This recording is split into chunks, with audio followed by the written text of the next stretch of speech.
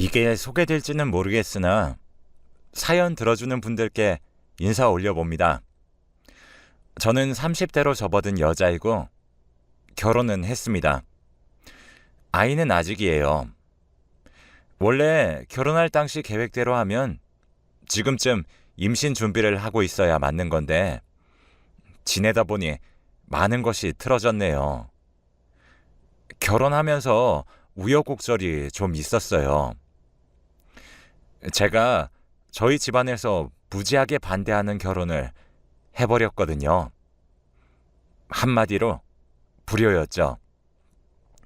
부모 가슴에 대못을 박는 큰 불효를 감수하고서라도 제멋대로 밀어붙여 진행했던 결혼입니다.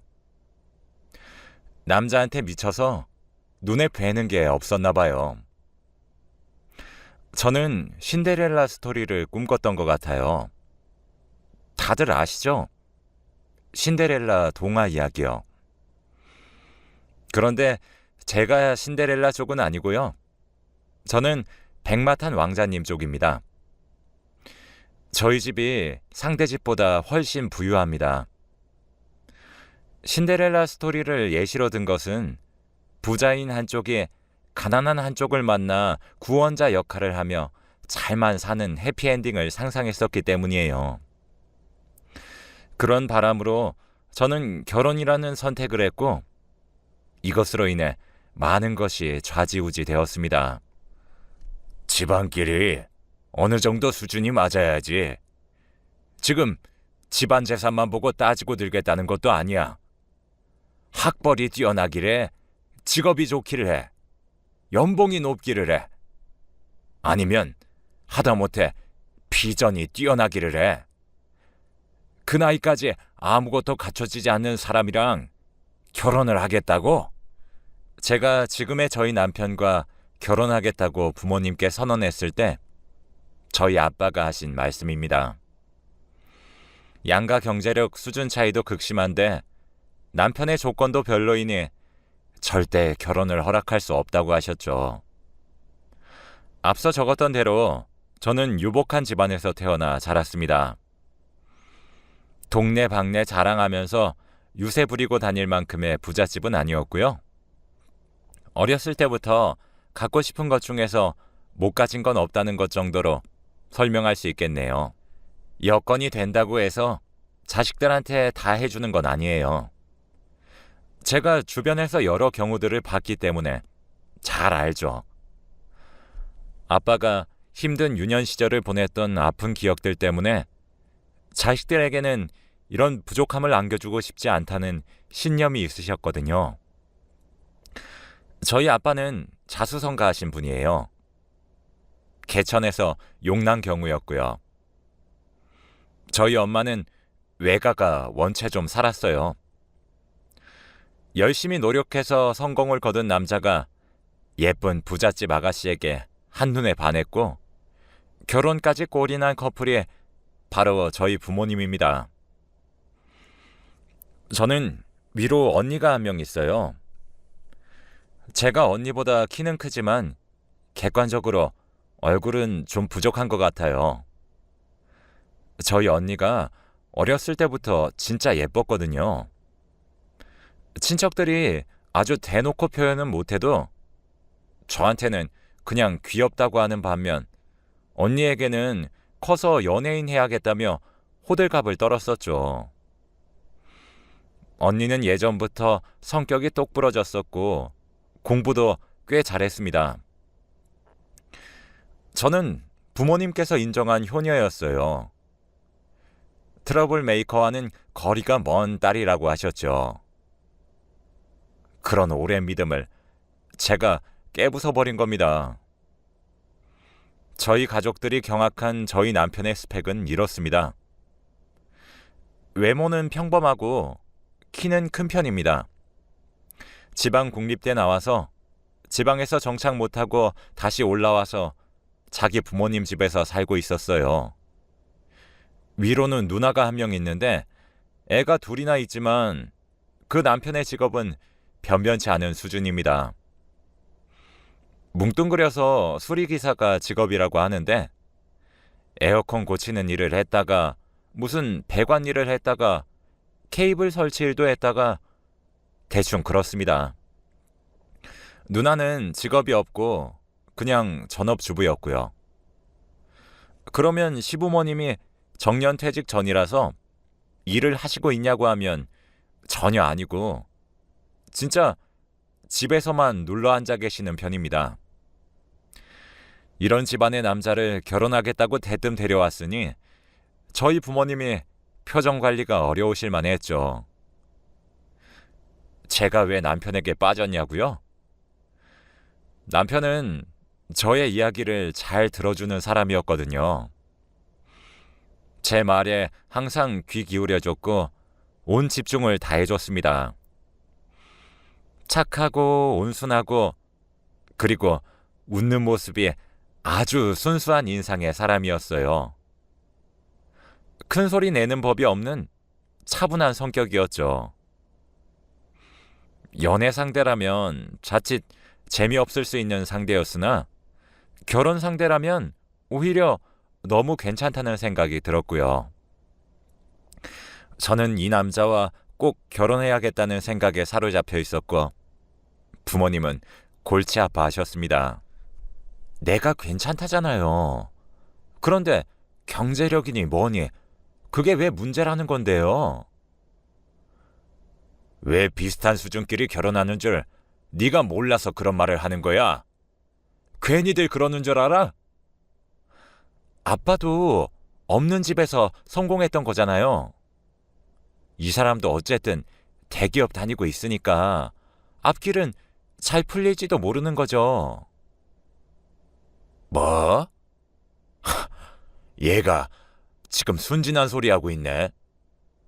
대기업의 아웃소싱 회사가 어떻게 대기업이야? 업무만 대기업 업무를 받아서 하는 건데 네가 정말 그 차이를 몰라서 이러는 거야? 까놓고 말해서 하청이라고 하청. 속상해서 한숨을 내쉬는 엄마 옆에서 노발대발해서 어떻게든 저를 설득하려는 아빠가 계셨습니다. 그러나 그 어떤 발언에도 저는 꺾이지 않았어요. 우선 시댁이 저를 무척 반겨주었거든요. 시어머니께서는 특히 늘 저를 보실 때면 흐뭇한 웃음을 지으셨고 상다리 휘어지도록 밥상을 차려주셨어요. 저는 그런 모습에서 사람 사는 맛, 부대끼며 살아가는 정 같은 것을 느꼈습니다. 다른 것 안 따지고 정말 애정 하나만으로 결혼을 생각해줘서 고맙다. 이게 바로 가족이지. 시어머니의 그 말씀에 제가 넘어갔었네요. 언제나 일 때문에 바쁘셨던 아빠, 넓은 인맥 관리, 자기 개발로 역시나 바쁘셨던 엄마, 저보다 잘난 덕에 바쁜 하루를 보내던 언니, 그런 가족 안에서 평생 살아왔던 저는 시댁에서 맛본 새로운 가족의 모습에 정신을 못 차렸던 것 같습니다. 지금 생각하자면요. 글쎄 모르겠어요. 그냥 말을 말자 싶네요. 제 발등을 스스로 확 찍어버린 것을 어쩌나요? 그 당시에 저는 진짜 아무것도 안 들렸어요. 친구들이 저한테 다시 생각해보라고 결혼할 것까지는 아닌 것 같다고 하는 얘기들도 흘려들었어요. 결혼 비용의 사실상 전액을 저희 쪽에서 했고요. 저도 최소한의 염치라는 게 있는지라 모두가 반대하는 결혼을 억지로 했으니까 집에는 결혼 후에 경제 사정을 알아서 잘 꾸려나가겠다고 약속하듯 말했습니다. 제가 고액 연봉자는 아니더라도 멀쩡한 직장 있고 제 몫으로 재산 따로 있고 문제는 없어 보였죠. 저 결혼하기 전에 언니랑도 싸웠어요. 네가 판단력이 흐려져서 그래. 너 분명 후회할 길을 너 스스로 개척하고 있는 거라니까. 언니가 잔소리를 하길래 그것 때문에 반항심이 생겨 더 결혼하겠다고 그랬네요. 제가 몰랐던 거죠. 미처 생각을 못했던 거예요. 신데렐라 스토리 속의 신데렐라는요, 원래 귀족이었다는 설정을요. 그런데 저희 남편과 시댁은 한마디로 족보 따위 알게 뭐야인 집안입니다. 그러니 백마탄 왕자가 되어 신데렐라와 행복해지겠다는 저의 바람은 애초에 성사될 수 없는 조건이었던 거예요. 결혼하고서 초반에는 좋았습니다. 모든 일들은 시작 지점에서는 그 정체를 알 수 없다고 하잖아요. 저도 남편과 행복하고 즐거운 신혼생활을 만끽했어요. 시댁과 왕래하는 일상에도 전혀 불만이나 지장은 없었다고 생각하고요. 물론 생활 수준 차이에서 오는 괴리감은 있었습니다. 저는 태어나서 한 번도 물질적으로 어렵게 살아본 적이 없었기 때문에 돈 타령에 일가견이 있는 시댁의 모습이 낯설었어요. 하지만 TV에 시사 교양 프로그램들을 보면 시골집이라든지 각종 사회계층 사람들이 사는 장면들이 나오잖아요. 우습지만 그런 걸 보면서 시댁의 생활 환경 같은 것에 좀 적응을 했습니다. 결혼하고 나서 반년 됐을 때였습니다. 이때부터 시작이었죠. 제가 아주 놀라운 사실을 하나 알게 된 거였어요. 아이고야, 아예 방을 빼달라고 연락이 왔지 뭐니? 보증금에서 깎아먹는다기에 안심하고 마음을 다 놓고 살고 있었는데 이거 완전히 사람을 한순간에 길거리로 내몬다는 얘기 아니니? 시부모님이 사시는 그 집이요. 그게 시부모님 것이 아니었어요. 시어머니의 한탄에 너무 기가 막히고 충격적이어서 얼른 남편에게 몰래 물어봤죠. 오빠, 이거 어떻게 된 거야? 이 집 분명히 자가 아니었어? 그렇다고 했던 거 아니야? 무슨 소리야? 내가 언제 그런 말을 했어? 남편이 펄쩍 뛰면서 부인했습니다. 자기는 그런 말을 한 적이 없대요. 제가 멋대로 착각했었나 봐요. 그런데 그럴 법도 한 것이 연식이 좀 된 빌라라서 당연히 시댁 소유라고 생각했어요. 시부모님 2분 정도의 연세를 감안해도 그렇거니와 형님네도 걸핏하면 애들 데리고 들어앉아 있는 그런 모양새를 봤을 때 너무나도 자연스럽게 이 집은 시댁 거구나 이렇게 인식을 했던 거예요. 아니, 자가 아닌 것은 그렇다 쳐도 전세도 아니고 월세라뇨. 월세가 밀려서 방을 빼달라고 주인한테 연락을 받았다뇨. 저로서는 쉽사리 이해가 가지 않았어요. 별로 특별한 이유가 있는 것 같지도 않은데 월세를 안 내서 보증금으로 까먹고 지내고 있었다는 거예요. 아, 오빠, 이 집 그럼 얼만데? 3천에 50이라고 알고 있어. 여기서 관리비 5만 원 있고. 저로서는 정말 신세계였습니다. 월 55만 원이 밀려서 독촉받고 있는 상황이라니. 여튼 알겠다고 했죠.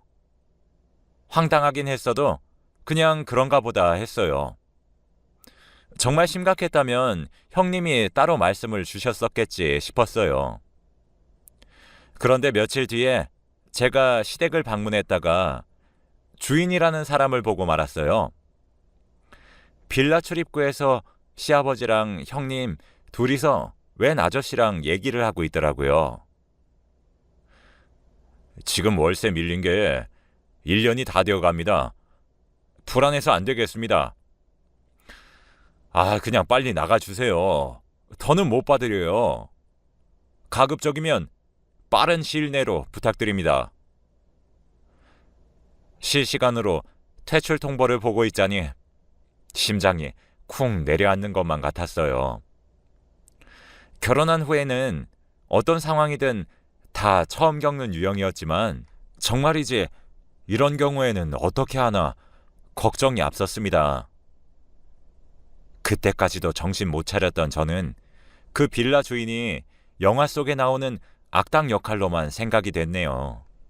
아휴, 이 집도 너무 오래 지내서 이사를 가야지 했던 것이 집세 밀리는 게 되어버렸네. 마땅한 해결책이 보이질 않으니 그때는 시아버지가 말씀 주신 사유를 듣고 거기서 더 지낼 것이 아니라 당장 새로 집을 알아봐서 이사 가는 게 급선무라는 판단이 들었어요. 근거리에 있는 신축 고급 빌라가 월세 매물로 나와 있길래 얼른 가계약부터 걸었죠. 지금 집보다 훨씬 좋다면서 시부모님께서 엄청 기뻐하셨습니다. 보증금 상향 조절도 안 되고 월세가 너무 비싸길래 주인과 합의해서 기간을 1년으로 계약하게 되었어요. 당연했죠. 이 집은 응급 방편일 뿐 시댁에서 정말 원하는 집을 찾아 정착하는 이사를 어차피 해야 했으니까요. 5년 넘게 사셨다는 그전 빌라에 비하자면 평수도 그렇고 모든 면에서 새 집이 궁궐 같았습니다.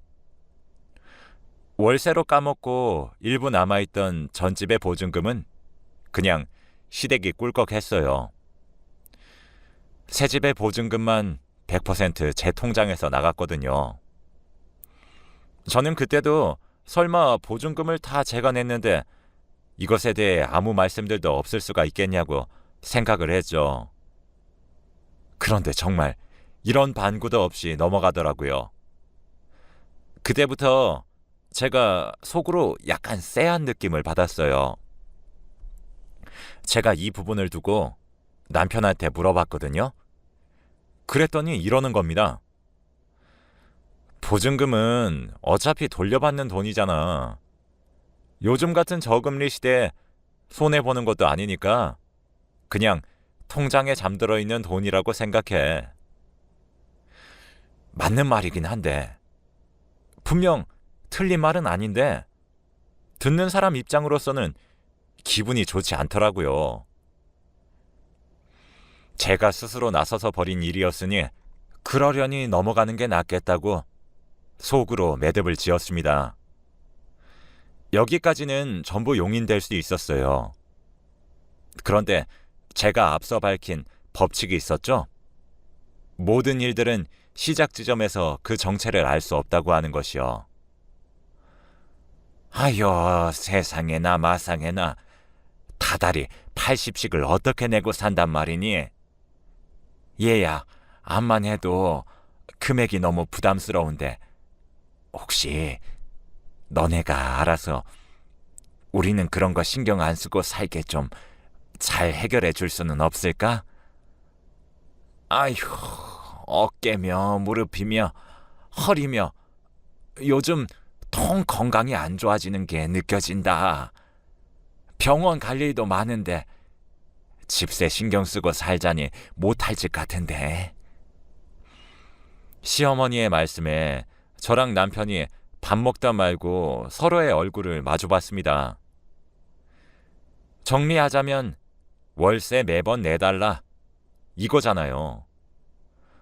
너무 당황스러워하고 있는데 미안한 기색 하나 않고 식사하는 시부모님 모습을 보니까 이미 두 분은 상의를 마치신 상태 같았어요. 경제력 수준이 찌질한 형님네를 뻔히 아는데 그쪽에 물어보거나 도움을 요청할 수는 없는 노릇이었고 생각해보겠다고 자리에서 답변을 드렸지만 흘러가는 흐름은 이미 정해져 있는 거나 마찬가지였어요.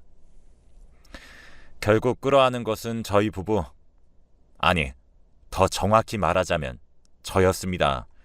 제가 그 수준의 집을 구해다 줬으면 그만큼 감당하는 게 당연히 제 몫이라는 것이 시댁의 입장이었어요. 저는 그렇게 새 집의 2달째 월세부터 제가 내게 되었습니다. 제가 구해서 제가 돈 내는 집인데 들어앉아 사는 사람만 제가 아닌 모양새였네요. 집에 만족한다며 즐거워하시는 시부모님의 반응에 어떻게든 위안을 삼아보려 했던 제가 멍청했습니다. 직접 월세 지출을 부담해 보니까 생돈 현금이 빠져나가는 게 정말 아깝기는 하더라고요. 제가 시댁을 부양하는 형국이었으므로 지출에 있어서 이제 부담을 느끼고 있었으므로 월세 비용이 점점 크게 다가왔습니다. 그리고 저는 또 한 번 크게 놀라게 되었는데요. 시댁이 집을 살 돈이 없다고 하는 겁니다. 제가 그래서 누가 현금으로 집을 사냐고 어차피 다 대출 끼고 들어가는 거라고 말씀드렸죠. 그랬더니 시어머니 하시는 말씀이 가관이었네요. 그건 없는 집 사정들이고 우리는 지금 넉넉한 며느리가 있는 집인데 그럴 것까지야. 이때부터 진짜 머리가 아팠습니다. 제가 멘탈 간신히 부여잡고 저한테는 집 살 돈은 없다고 그러니까 그게 정말이냐며 눈에 띄게 실망하시더라고요.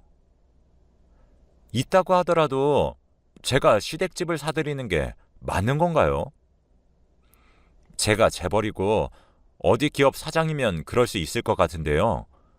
평균보다 조금 더 있는 집 자식이고 집안 재력에 기대어 살아온 것 뿐이지 제 능력으로 돈이 많았던 건 아니잖아요.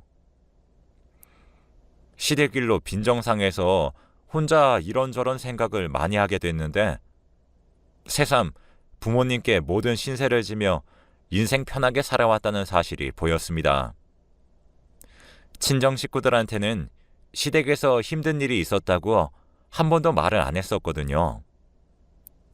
속상한 일이 있어도 절대 드러내지 않았어요. 제가 독단적으로 강행했던 결혼이기 때문에 안 좋은 모습은 보여드리고 싶지 않았기 때문입니다. 그래서 아무도 몰랐어요. 빌라를 제가 구해서 보증금 월세 다 내고 있는 것도요. 해주고도 좋은 소리 못 듣는 처량한 신세인 것을 친정 식구들이 안다면 난리 날 일이었죠. 너네 신혼집은 좋은 아파트 살면서. 아니에요, 그런 거. 우리가 벌써 늙은이들이긴 하지. 젊은이들이나 사는 고급 집은 사치일 뿐이지. 시어머니께서 본심을 가장한 게 분명한 이런 식의 혼잣말을 저 들으라고 하실 때마다 정말 속상했습니다. 당신들의 능력으로는 뭐 하나 일절 해내지 않으면서 왜 모든 걸 저에게 전가하는지 모를 일이었어요. 심적으로 힘든 순간이 오니까 친정 식구들한테 기댈 수 없는 상황이 더욱 괴롭더라고요. 너무 서러워서 정말 무너지고만 싶었는데 그래도 정말 그럴 수는 없는 노릇이니 정신 차리려고 했어요. 남편이 저한테 많이 미안해하는 것도 있었고요. 어쨌든 집을 또 구하긴 해야 했으니 남편과 현실적인 대안을 생각해봤습니다. 제가 또 금전적으로 도움을 드린다면 금액과 상관없이 그 돈을 돌려받을 수 있는 쪽이 훨씬 나아 보였죠. 저희가 또 아이를 낳는다면 키우면서 상황이 달라질 수도 있는 거니까요. 매물 구하기 힘들다고는 하더라도 월세보다는 전세가 나은 것 같아. 오빠가 아버님 어머님께 전세는 구하기 어려우니까 혹시 빨리 구하게 된다면 먼저 이사할 수도 있다고 그렇게 미리 말씀 좀 드려놔봐. 남편이 시댁에 가서 얘기를 했어요. 전세가 비싸니까 저희가 상당 금액을 부담해서 구해드리겠다고요. 시부모님께서는 전셋집을 고려한 적도 없으셨나 봐요. 그때 처음 전세 매물에 관심을 두시고 찾아보게 된 거라고 하셨으니까요. 그런데 두 분도 그렇지만 형님까지 전세금이 엄청 비싼 것에 놀라면서 이해 자체를 못 하셨습니다. 아니, 그까지 집에 전세로 들어가는 게 2억이 넘는다고? 지금 이 집보다 더 나아 보이는 구석도 없어 보이는데? 어떤 걸 보여드려도 시어머니께서는 불만이었어요. 대화에 진전이 없으니까 답답함을 뛰어넘는 절망감이 들었습니다. 그리고 저는 얼마 후에 시댁이 지니고 있던 종이를 마주하게 되었는데요. 이때 정말 망치로 머리를 후려맞은 감각이었어요. 시어머니께서 어디서 발견한 건지 빌라 매매 홍보지를 가지고 오신 겁니다. 이거 봐라. 이런 것도 3억 하면 산다는데. 그러면 이거는 완전 거저 아니니? 너 우리 전세해줄 돈이 있으면 차라리 이런 집이나 하나 해주었으면 좋겠구나. 제가 말문이 막혀 가만히 있으니까 옆에 있는 남편한테 그러더라고요. 저를 좀 설득하래요. 청천벽력이 따로 없는 어머니의 말씀에 정신이 멍해져 있는데 그런 저의 눈에 시댁의 살림살이가 비춰졌습니다. 문득 눈에 들어오더라고요. 초반만 해도 멀쩡하고 말끔했던 고급 빌라 내부가 시부모님 두 분 사시는 동안 잡동사니 즐비한 난장판이 되어 있었습니다. 형님께서 자꾸 이것저것 갖다 놓으시는 바람에 더 지저분하게 되었고요. 불과 몇 달 만에 이렇게 된 것입니다. 그러니 이런 상황이 다 짜증이 나더라고요. 그날 남편과 처음으로 대판 싸웠어요. 저는 속에 쌓아뒀던 말들을 다 꺼냈고요. 남편도 화가 많이 나서는 표정이 엄청 어두워진 채로 베개만 챙겨서 컴퓨터 방으로 가서 잤습니다. 저는 혼자 침대에서 이불 뒤집어 쓰고 밤새 눈물을 삼켰어요. 그냥 모든 게 서럽고 또 서러웠어요. 시댁과의 인연을 끊어버릴까 그런 생각들이 가득했습니다. 그 전에 저도 제 의견 하나는 똑바로 전달을 드려야 할 것 같아서 날 잡고 혼자 시댁에 찾아갔어요. 시댁에서 저에게 기대고 바라는 금전적인 요구 때문에 힘들다고 솔직하게 말씀드렸죠. 그랬더니 한참 듣고 계시던 시어머니 말씀이 너는 돈이 없는 것도 아니면서 왜 이렇게 째째해? 있는 사람들이 베풀고 사는 게 바람직한 세상 이치 아니겠니? 왜 그러는 거야 대체? 네? 제가 째째하다고 생각하셨어요? 솔직히 말해서 너랑 있을 때면 나도 마음이 편치 않구나. 우리랑 뭐 다른 세상에서 사는 양 매번 그렇게 꼿꼿하고 귀하게만 굴면 못 써. 사람이 너그럽게 굴고 어른 앞에서는 제대로 숙일 줄도 알아야지. 도대체 그동안 제가 시댁에 잘못한 게 뭐가 그렇게 있었을까요? 뭘 그렇게 잘못했다고 그러시는지 저는 정말 모르겠더라고요. 그리고 저는 시어머니의 이어진 말씀에 속으로 아주 큰 경악을 하고 말았습니다. 시부모가 집세 오래 밀렸다 그러고 이사를 가고 싶었다 그러면 어련히 집 사서 나가고 싶은 거구나. 그렇게 알고 눈치를 챘어야지. 너는 또 월세살이 시켜놓고 이제는 무슨 전세로 타령을 해. 형편이 따라주지 않아서 우리 명의로 된 집 하나 제대로 장만해서 산 적이 없는데 이런 서름을 네가 몰랐으니 그랬겠지. 그래, 그건 우리도 이해를 해. 평생 소원으로 집 하나 장만하는 것이 꿈이니까. 이제는 알아주면 정말 고맙겠구나. 그러니까 정리를 해보자면 제 돈으로 이사 갈 거라고, 집 살 거라고 김칫국을 거하게 마신 시부모님께서 일부러 전에 살던 집의 월세를 안 내고 계셨다는 이야기였는데요. 이것도 뒤통수 치는 반전이었는데 대놓고 집 사달라고 하시는 것에 기가 막혔습니다. 3억만 투자해서 집을 사달래요. 그게 소원이래요. 제가 돈을 내지만 물론 명의는 시부모님이고요. 시댁 나와서 혼자 집에 가는 길에 진짜 계속 웃음이 나왔습니다. 사람이 너무 화가 나고 어이가 없으면 무슨 웃음이 그렇게 터져 나오더라고요. 아, 내가 내 발등 잔인하게 내려 찍은 호구였구나. 동화 같은 행복한 일상을 꿈꿨던 내가 순진했구나. 뒤늦게 인정이 됐어요. 더 이상 남편과 상의하지 않았어요. 집주인과 중개인한테 연락해서 1년 만기 채우는 대로 나갈 테니까 다음 세입자 만기 날짜 맞춰서 구하시라고 해뒀습니다. 죄송해요. 제가 겪어보니까 아버님, 어머님 취향을 도저히 맞춰드릴 수가 없네요. 다음 집은 알아서 구하시는 게 서로를 위해 가장 나을 것 같아요. 집 구하려면 미리 서두르시는 게 나을 거예요. 저는 일절 개입 안 하겠습니다. 제 폭탄 선언에 시댁 식구들이 뒤집어졌어요. 임차인은 저였으므로 시부모님께서는 아무 권리 없이 그대로 계약 만료되면 쫓겨나게 되었죠.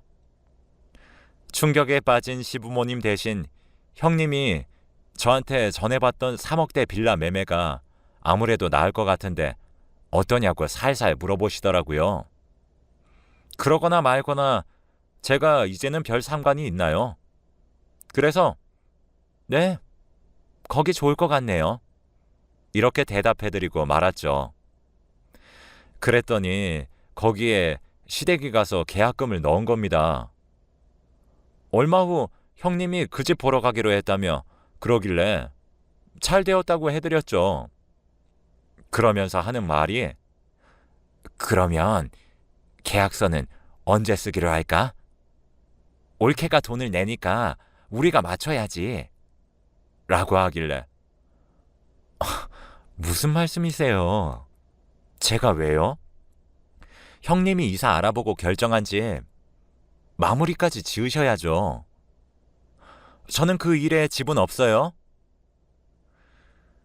형님이 거품 물고 난리 났어요. 시부모님이 노발대발하신 건 말할 것도 없었죠. 아니, 너무 웃기지 않나요? 제가 언제 사준다고 했나요? 어물쩍 진행하면 제가 돈을 대줄 거라고 생각했던 모양입니다. 경제권 없는 남편이 저한테 화를 내던데 코웃음도 안 나왔네요. 네가 이런 사람인지 몰랐다. 어쩜 그렇게 발칙한 생각을 할 수 있어? 지금 두 분 빈털터리로 오갈 데 없는 알거지 신세가 되게 생기셨다고. 왜? 너도 나갈래? 우유부단하게 굴었던 거 반성하면서 나랑 살던가? 네 식구들한테 가서 뭉쳐 살던가? 하나만 선택해. 한참 시끄럽게 떠들던 남편은 저의 일침에 할 말을 잃고 조용해졌어요. 저랑 냉전에 돌입한 남편은 그 후로 몇 번이나 시댁 식구들이랑 돌아가면서 전화로 싸우는 소리만 들리더니만 자기가 먼저 저한테 말을 걸더라고요. 미안하다고요. 저는 시댁하고는 이제 얽히고 싶지 않다는 입장을 밝혔고 남편도 제 의견을 존중해 주겠다고 했습니다. 이대로라면 시부모님은 급한 대로 있는 것 죄다 처분하고 형님네라도 들어가게 생겼어요. 사람 정 떨어지는 게 그렇게나 무섭다던데 맞는 것 같아요. 측은지심도 안 들어요. 그리고 드디어 저희 친정 부모님께 그간 있었던 일을 말씀드렸는데 제 걱정을 잔뜩 해주셨어요. 저는 싫은 소리 들을 줄 알았건만 아니었네요. 제가 제 부모님을 몰랐나 봐요. 이렇게 또 하나의 불효를 저지른 것 같아 속이 쓰립니다. 진작 부모님께 사정을 털어놓았으면 되었을걸. 후회가 막심해요.